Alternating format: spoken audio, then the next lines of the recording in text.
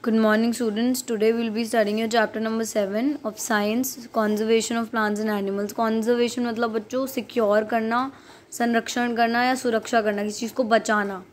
ठीक है. We saw in class 7 that Paheli and Bujo had visited the forest along with Professor Ahmed and Tibu.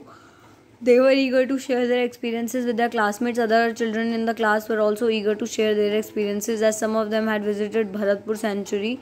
Some other had heard about Kaziranga National Park, Lokcha Wildlife Sanctuary, Great Nicobar Biosphere Reserve and Tiger Reserve etc. तो basically वो बात कर रहे हैं कि आपने 7 standard में अपने कोई चैप्टर पढ़ा होगा जिसमें जो पहेली और बूझो है वो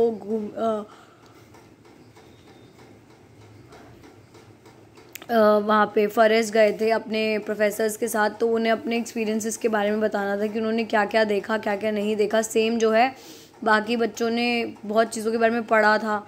कुछ वाइल्ड लाइफ सेंचुरी होगी, कुछ नेशनल पार्क, कुछ बायोस्फीयर रिजर्व, तो वो उस बारे में भी बात कर रहे हैं. ये सब जो नाम पढ़ रहे हो ना आप, काजीरंगा, लोकचा wildlife sanctuary, Nicobar biosphere reserve, tiger reserve, ये सब बहुत फेमस ये बायोस्फीयर रिजर्व्स और वाइल्ड लाइफ सेंचुरी हैं जहाँ पे ये जो जानवर होते हैं हमारे या पौधे होते हैं इन सबको रिजर्व किया जाता है. जनरली जानवरों को, ठीक है, जिनको खतरा है कि जो एक्सटिंक्ट हो सकते हैं या जिनकी बहुत कम स्पीशीज़ बच गए हैं, वो बच गए हैं, उनकी पॉपुलेशन बहुत कम हो गई है, तो वहाँ पे उनको बचा के रखा जाता है. Deforestation and its causes. Deforestation नाम से ही पता चल रहा है कि जो हम जंगलों को काटते हैं अपने फ़ायदे के लिए और जंगल के जंगल उजाड़ दिए जाते हैं, तो उसी चीज़ को डिफॉरेस्टेशन कहा जाता है. और इसके बहुत अलग अलग कॉजेज़ हो सकते हैं. ज़रूरी नहीं कि सिर्फ हम ही काट रहे हैं, कुछ और कॉजेज़ भी हो सकते हैं, लेकिन जनरली इंसानों की वजह से ही ऐसा होता है. ठीक है, इसके बारे में पढ़ेंगे. A great variety of plant and animals exist on earth. They are essential for the well being and survival of mankind. Today a major threat to survival of this organism is deforestation. तो basically earth पे बहुत अच्छी खासी variety में बहुत सारे जानवर और जीव जंतु पौधे आपको मिलते हैं, ठीक है, फॉरेस्ट में या फिर आपके वाइल्ड लाइफ में. लेकिन अभी क्या हो रहा है, जो हमारे लिए बहुत ज़रूरी भी हैं, ठीक है, जो इंसानों के लिए बहुत ज़रूरी है, पौधे, ये जानवर सब इम्पॉर्टेंट है, लेकिन हम इनको इतना गलत तरीके से ख़त्म कर रहे हैं इनडायरेक्टली. और इसका सबसे बड़ा रीज़न क्या है बच्चों? डिफॉरेस्टेशन है. जो हम उनका हैबिटेट, उनका जो आप बोल सकते हो उनका घर, हम उनका घर उनसे छीन लेते हैं, उजाड़ देते हैं, उन्हें पेड़ों को काट देते हैं और उसकी वजह से जानवरों का घर छिन जाता है और पेड़ तो मर ही जाते हैं. ठीक है, तो वो सब की वजह से जो है ये हमारी जो स्पीशीज़ हैं ये एक्सटिंक्ट हो रही हैं, which is very wrong. We know that deforestation means clearing of forest and using that land for other purposes. Trees in the forest are cut for some of the purposes mentioned below. तो basically हम सबको पता है कि जो forest है वहाँ पे ट्रीज़ काटे जाते हैं, तो वो काटे जाते हैं और उनका अलग रीज़न की वजह से यूज़ किया जाता है. ठीक है, मतलब अपने दूसरे कामों के लिए. पहले तो वो फॉरेस्ट का लैंड क्लियर करते हैं, फिर चाहे उसमें खेती की जाती है, चाहे वहाँ रोड बनाई जाती है, चाहे वहाँ कोई इंडस्ट्री खड़ी की जाती है, तो लेकिन वहाँ पे हर काम होता है एक्सेप्ट फॉर कि वहाँ के उनका पेड़ ख़त्म करके उस जगह को पूरा उजाड़ दिया जाता है, वहाँ के सारे पेड़ काट दिए जाते हैं. तो आप सोचो कितना नुकसान होता है. ठीक है, कितने पौधे जो हैं वो मरते हैं वहाँ पे और उनकी वजह से कितने जानवरों का, क्योंकि सीधी सी बात है, बहुत जानवर ऐसे हैं जो पौधे खाते हैं. ठीक है, हर्बीवोरस जो आपने पढ़ा है, और कुछ जानवर है जो उन हर्बीवोरस को खाते हैं. तो जब प्लांट्स ही नहीं रहेंगे तो वो हर्बीवोरस जानवर थे जो घास फूस और पौधे खाते थे, वो नहीं बचेंगे, और वो नहीं बचेंगे तो फिर उनसे ऊपर वाले जानवर भी नहीं बचेंगे जो उन्हें खाते थे. समझ रहे हो आप? इस तरीके से हम एक जंगल काटने से सब कुछ सिस्टम तहस नहस कर देते हैं. ठीक है बच्चों, अभी कुछ अदर पर्पसेस बताए हुए हैं कि जिस वजह से डिफॉरेस्टेशन किया जाता है. प्रोक्योरिंग लैंड फॉर कल्टीवेशन, मैंने अभी बताया, खेती करने के लिए. ठीक है, बिल्डिंग हाउसेज एंड फैक्ट्रीज, वही इंडस्ट्रीज या फैक्ट्रीज बिल्डअप करने के लिए. मेकिंग फर्नीचर और यूजिंग वुड एज फ्यूल.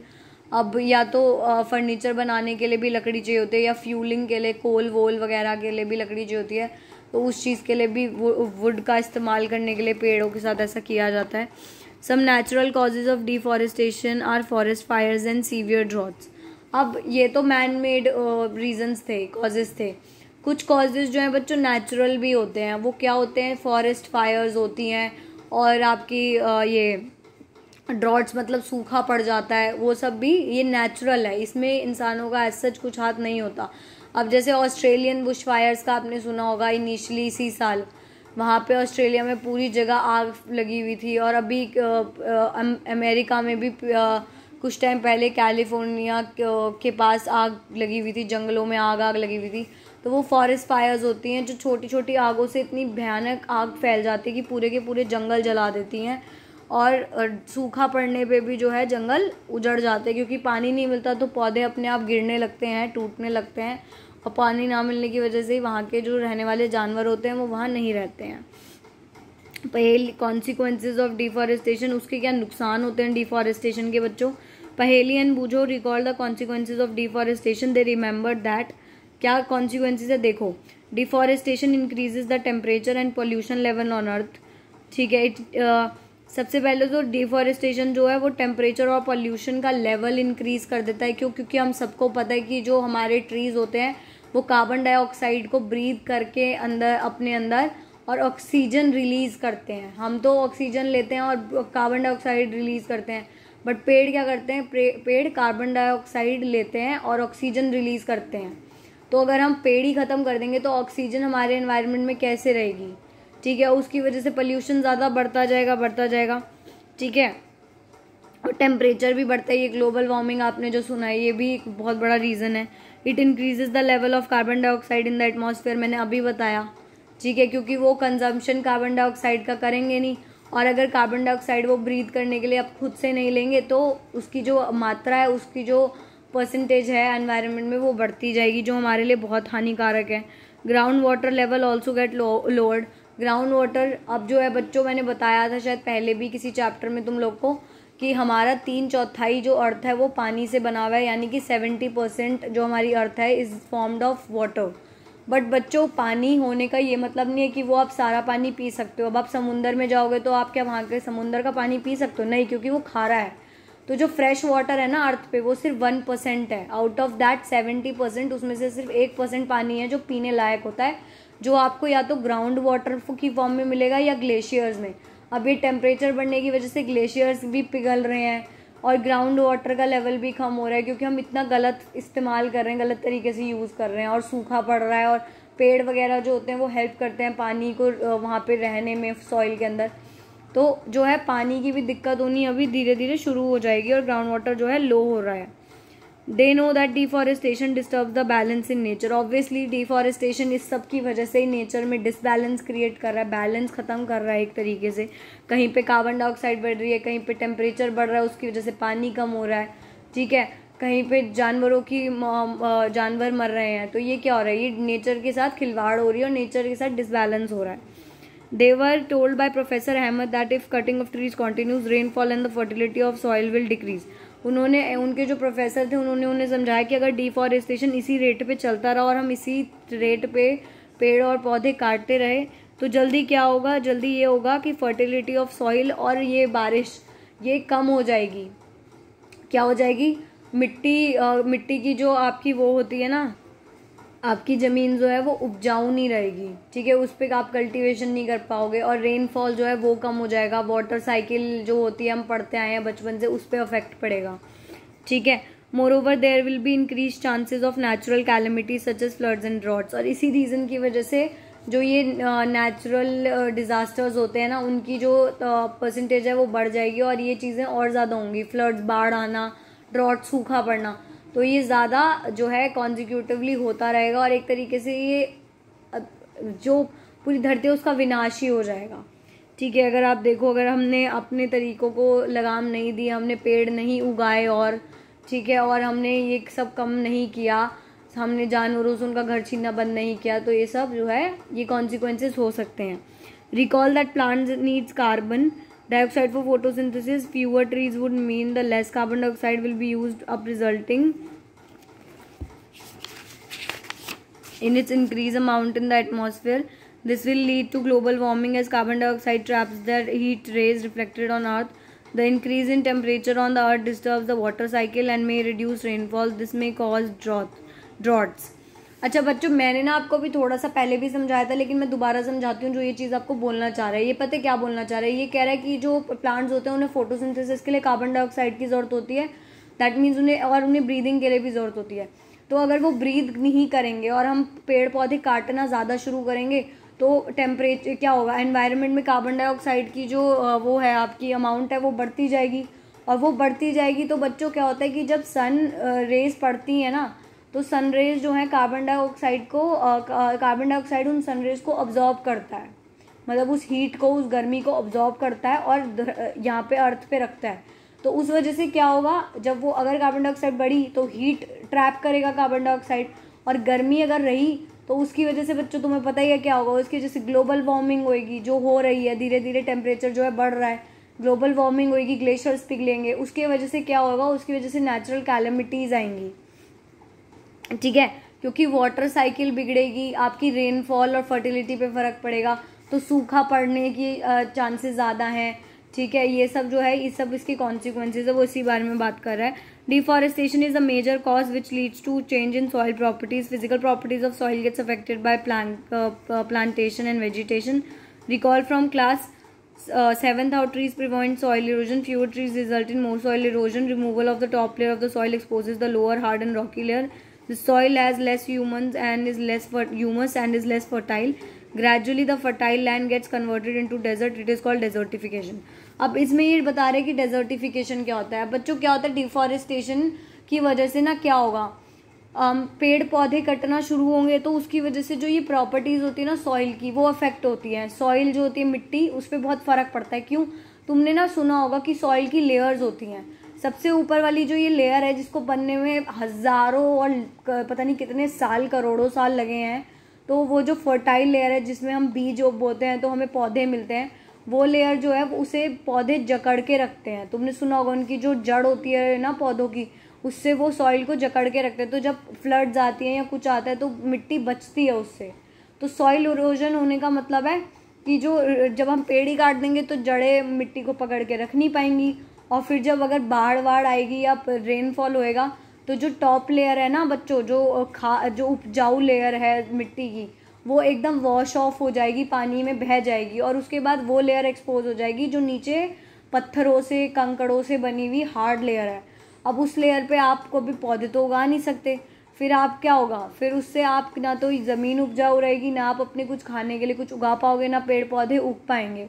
तो उस कंडीशन को आप डेजर्टिफिकेशन बोलते हो, क्योंकि डेजर्ट में क्या होता है, डेजर्ट में जो है उपजाऊ ज़मीन जनरली नहीं होती है, वहाँ पे जो है पौधे वगैरह हम नहीं उगा सकते, वहाँ पे खाने का सामान नहीं मिलता as such.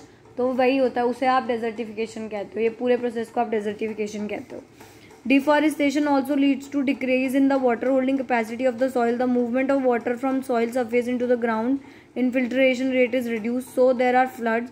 The other properties of the soil like nutrient content, texture also change because of deforestation. अब मैंने बताया था, अभी बताया तुम लोग को मैंने कि क्या होता है, सॉइल को जकड़ के रखती है जड़ें पेड़ों की। तो अब जब वो जकड़ के रखती है ना, तो उनके साथ साथ जैसे हम पानी देते हैं तो पानी भी जो है ना उसको जकड़ के रखती है, पानी सॉइल को पोरस बना के रखती है। अब अगर जो है क्या बोलते हैं तुम उसे, वाटर होल्डिंग कैपेसिटी जो होती है पानी की, मिट्टी की वजह से होती है। अब अगर मिट्टी को ही हम मतलब वो करना शुरू कर देंगे, पेड़ काटना शुरू कर देंगे, मिट्टी को जकड़ना बंद कर देंगे पेड़ों की जड़ें, तो क्या होगा, इन्फिल्ट्रेशन रेट बढ़ जाएगा, पानी का मूवमेंट जो है सॉइल पे वो जो एकदम से जाता है वो रिड्यूस होना हो, मतलब पानी की जो कैपेसिटी है ना, जो मिट्टी की कैपेसिटी होती है पानी को होल्ड करने की, वो ख़त्म होती चली जाएगी, और उसकी वजह से क्या होगा, बाढ़ आनी ज़्यादा शुरू होगी।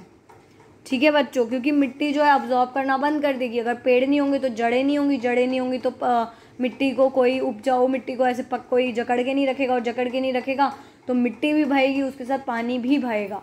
तो एक तरीके से पानी की capacity of water holding capacity of soil is also getting reduce due to this. ठीक है, we have studied in class 7 that we get many products from forest. List the products will be face shortage of the products if we continue cutting trees. अब हमें पता है कि हमने 7th standard में पढ़ा, इनफैक्ट हमने बचपन से पढ़ा है कि जो पेड़ पौधे होते हैं और जो जंगल होता है उससे हमें बहुत सारे प्रोडक्ट्स मिलते हैं हमारे काम के। अब अगर हम लोग एक बात बताओ, यही फॉरेस्ट ही ख़त्म कर देंगे तो क्या हमारे कंजम्पशन पे या इन प्रोडक्ट्स पे फ़र्क पड़ेगा? ऑब्वियसली फ़र्क पड़ेगा, क्यों नहीं पड़ेगा? अगर ये सब हम इतना जल्दी पेड़ पौधे काटने शुरू करेंगे तो एक टाइम आएगा जब हमें लकड़ी से और चीज़ें मिलती, पेपर बनता है, रबड़ बनती है, गम मिलता है हमें, ठीक है, और बहुत सारी ऐसी चीज़ें होती हैं, रेजिन वगैरह, वो सब हमें मिलना बंद हो जाएगा, फ्रूट्स वगैरह सब ख़त्म होते चले जाएंगे, तो इसकी शॉर्टेज होनी शुरू हो जाएगी। अब conservation of forest and wild life की बात करें कि हम इसे बचा कैसे सकते हैं। Having become aware of effects of deforestation, Paheli and Bujo are worried. They go to Professor Ahmed and ask him how forest and wildlife can be saved. अब पहली बूजो वो बेसिकली अपने प्रोफेसर से जाके पूछते हैं कि हम अपने वाइल्ड लाइफ को बचा कैसे सकते हैं, क्योंकि अब वो परेशान हो गए हैं, ये सब उन्हें पता चलने के बाद कि हमें इतना सब कुछ नुकसान होता है डिफॉरेस्टेशन होने का। बच्चों वैसे मैं एक चीज़ बता देती हूँ इसी वजह से कि आपके स्कूल में भी जो छोटे छोटे वन महोत्सव और ये सब बनाया जाता है, तो इस सब में आपको बहुत अच्छे से पार्टिसिपेट करना चाहिए। आपके टीचर्स, आपके प्रिंसिपल्स जब आपको बोलते हैं कि पौधे लगाओ, तो ये एक इनिशिएटिव होता है। आप अपने स्कूल में पौधे लगा रहे हो, आप अपने घर में पौधे लगा रहे हो, आप रास्ते में पौधे लगा रहे हो, इससे आप सोचो एनवायरनमेंट को कितना के लिए कितना अच्छा काम करो। तो ऐसे टाइम पे you should take part in all such activities happening in your school and colleges और अदर इंस्टीट्यूशंस। और आप लोग को बहुत अच्छे से हेल्प करनी चाहिए अपनी टीचर्स वगैरह को वहाँ पे पौधे लगाने में। इनफैक्ट आपको अपने स्कूल में, अपने घर में पौधे लगाने चाहिए, ठीक है। Biosphere is that part of earth in which living organisms exist और विच सपोर्ट लाइफ, ठीक है। बायोस्फीयर जो है अर्थ का एक ऐसा पार्ट है जहाँ पे जो लिविंग ऑर्गेनिजम्स हैं वो एक साथ रहते हैं, और जहाँ पे लाइफ जो है, लाइफ मतलब जहाँ पे जीव जंतु साथ में रहेंगे तो वहाँ पे जीवन होगा, लाइफ होगी वहाँ पे, तो उसको बायोस्फीयर बोलते हैं। बायोलॉजिकल डाइवर्सिटी और biodiversity refers to the variety of organisms exist on earth, their inter relationships and their relationships with the environment. अब बायोलॉजिकल डाइवर्सिटी क्या होती है? बायोलॉजिकल डाइवर्सिटी बेसिकली वो डाइवर्सिटी है, वो variety of species of animals and plants that are living together, और उनके एक दूसरे के साथ उनके एक दूसरे के साथ क्या रिलेशनशिप्स हैं, और उनकी म्यूचुअल अंडरस्टैंडिंग क्या है, वो एक दूसरे को किस तरीके से हेल्प करते हैं, ठीक है। तो वो सब जो है एनवायरनमेंट के साथ उनका जो एक हारमोनियस रिलेशनशिप है, उस सब को आप बायोलॉजिकल डाइवर्सिटी बोलते हो। Professor Ahmed organizes a visit to biosphere reserve for Paheli, Boojho and their classmates. अब प्रोफेसर अहमद ने बायोस्फीयर रिजर्व एक जगह होती है, अभी हम पढ़ेंगे कि वो क्या है एग्जैक्टली, वहाँ पे जाने का प्लान बनाया, वहाँ पे जाने के लिए एक ट्रिप बनाई है बच्चों के लिए, सबके लिए। He selects a place named Pachmarhi biosphere reserve, वो एक बायोस्फीयर रिजर्व चूज करें पचमहारी नाम का। He knows that the plants and animals found here are similar to those of upper Himalayan peaks and those belonging to lower western Ghats. उनको पता है कि ये जो मैंने बायोस्फीयर रिजर्व चूज किया, यहाँ पे जो प्लांट्स और एनिमल्स हैं बेसिकली यहाँ पे ठीक है, वो जो है वो आपके अपर हिमालयन पीक्स पे और जो है लोअर वेस्टर्न घाट्स में मिलते हैं, तो वहाँ का कॉम्बिनेशन है। Professor Ahmed believes that the biodiversity found here is unique, वो बिलीव करते हैं कि यहाँ पे जो बायोडाइवर्सिटी मिलती है वो काफ़ी यूनिक है, जबकि काफ़ी अलग है। He requests Madhavji forest employee to guide the children inside the biosphere reserve. He explains that preserving area of such biological importance make them a part of our national heritage. तो माधव जी जो एक फॉरेस्ट एम्प्लॉय हैं, वो Ahmad sir उनको बोलते हैं कि आप मतलब बच्चों को एक्सप्लेन करना कि ये क्या होता है और इसकी क्या इंपॉर्टेंस है, ये कौन सा एरिया है जहाँ पे हम प्लांट्स और एनिमल्स को रिजर्व करते हैं, उन्हें बचा के रखते हैं, ठीक है, बाकी सब चीज़ों से।